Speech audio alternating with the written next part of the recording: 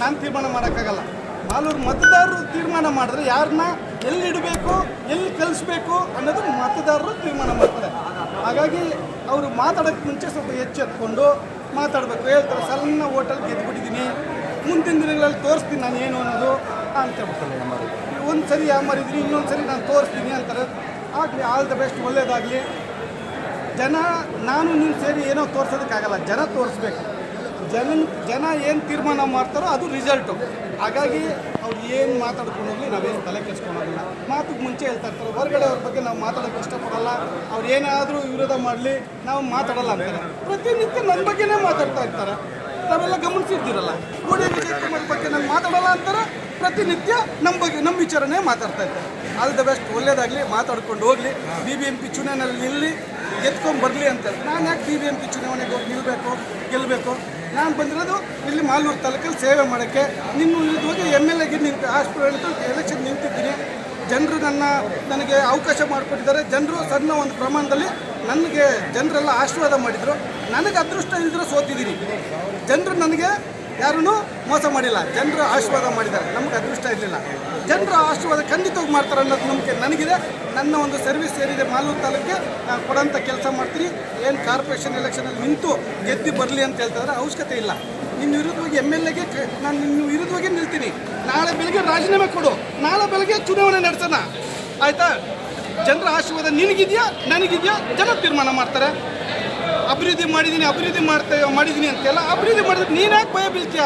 ಬೇರೆಯವ್ರು ಯಾರು ಪಾಕಿಸ್ತಾನದಿಂದ ಬಂದ್ರೇನು, ಹೊಸಕೋಟೆಯಿಂದ ಬಂದ್ರೇನು, ಊಡಿಯಿಂದ ಬಂದ್ರೆ ನಿನಗೇನು? ಯಾರು ಬಂದು ಚುನಾವಣೆಯಲ್ಲಿ ನಿಂತರೆ ನಿನಗೇನು ನೋವು? ಯಾರಾದರೂ ಬರಲಿ, ನೀನು ಅಭಿವೃದ್ಧಿ ಮಾಡ್ತಾ ಇದೆಯಲ್ಲ, ಧೈರ್ಯವಾಗಿ ನೀನು ಚುನಾವಣೆ ಮುಂದುವರಿಸೋ.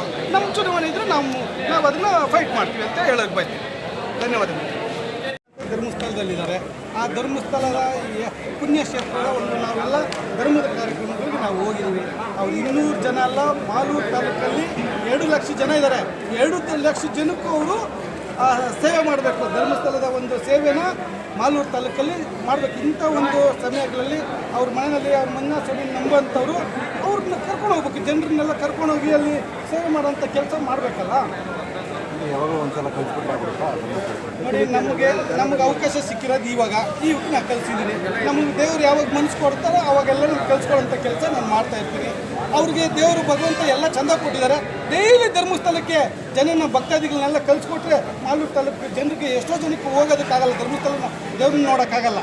ಅಂಥ ಅವಕಾಶ ಅವ್ರು ಮಾಲೂರು ತಾಲೂಕಲ್ಲಿ ಮಾಡಿಕೊಡ್ಲಿ, ದೇವರು ಭಗವಂತ ಅವ್ರಿಗೆ ಒಳ್ಳೆ ಬುದ್ಧಿ ಕೊಡಲಿ ಅಂತ ಹೇಳೋದಕ್ಕೆ ಬಯಸ್ತೀನಿ. ಧರ್ಮಸ್ಥಳ ಅನ್ನೋದು ನಮಗೆಲ್ಲ ಇವತ್ತು ನಾವು ಇಷ್ಟು ಮಾತ್ರ ಚೆನ್ನಾಗಿದ್ದೀವಿ ಅಂದರೆ ಆ ಧರ್ಮಸ್ಥಳ ಮಂಜುನಾಥ ಆಶೀರ್ವಾದದಿಂದ ನಾವೆಲ್ಲ ಚೆನ್ನಾಗಿದ್ದೀವಿ. ಅಲ್ಲಿ ನಾವು ಊಟ ತಿಂದಿದ್ವಿ, ಪ್ರಸಾದ ತಿಂದಿದ್ವಿ. ಆ ಒಂದು ಗುಣ ತಿನ್ನೋದಕ್ಕೋಸ್ಕರ ಇನ್ನೊಂದು ಈಗ ಅವಕಾಶ. ಯಾಕಂದರೆ ಇವತ್ತು ನಮ್ಮ ಧರ್ಮದ ವಿರುದ್ಧವಾಗಿ ಅಪಪ್ರಚಾರಗಳು ಕೆಲವರು ಯಾರೋ ಅಪಪ್ರಚಾರಗಳು ಮಾಡ್ತಾ ಇದ್ರೆ ನಾವು ಲಕ್ಷಾಂತರ ಭಕ್ತಾದಿಗಳು ಧರ್ಮಸ್ಥಳ ಮಂಜುನಾಥ ಭಕ್ತಾದಿಗಳು ನಾವೆಲ್ಲ ಇದ್ದೀವಿ. ನಾವೆಲ್ಲ ಸುಮ್ಮನೆ ಕೂತ್ಕೊಂಡಿದ್ದೀವಿ. ಆ ಉದ್ದೇಶಕ್ಕೋಸ್ಕರ ನಾವೆಲ್ಲ ಕೈ ಜೋಡಿಸ್ಬೇಕು, ಧರ್ಮವನ್ನು ಉಳಿಸೋಂಥ ಕೆಲಸ ನಾವೆಲ್ಲ ಮಾಡಬೇಕನ್ನೋ ಉದ್ದೇಶಕ್ಕೋಸ್ಕರ ಧರ್ಮಸ್ಥಳಕ್ಕೆ ಹೋಗಿದ್ದೀವಿ. ಏನು ಸೌಜನ್ಯದ ಪ್ರಕಾರನ ತನಿಖೆ ಆಗ್ತಾಯಿದೆ, ಆದಷ್ಟು ಬೇಗ ಆ ತನಿಖೆ ಕೂಡ ಆಗಿ ಆ ಮಗುಗೂ ಕೂಡ ನ್ಯಾಯ ಸಿಗಲಿ ಅಂತ ಹೇಳ್ಬಿಟ್ಟು ಹೇಳೋದಕ್ಕೆ ಬಯಸ್ತೀವಿ ಅನ್ನೋ ಉದ್ದೇಶಕ್ಕೆ ಧರ್ಮಸ್ಥಳಕ್ಕೆ ಚಲೋ ಎಂಬ ಕಾರ್ಯಕ್ರಮ ಮಾಲೂರು ತಾಲೂಕಿನಿಂದ ನಾವೆಲ್ಲ ಸುಮಾರು ಕಾರ್ಯಕರ್ತರು, ಮುಖಂಡರು, ಮಾಲೂರಿನ ಧರ್ಮಸ್ಥಳದ ಭಕ್ತಾದಿಗಳೆಲ್ಲ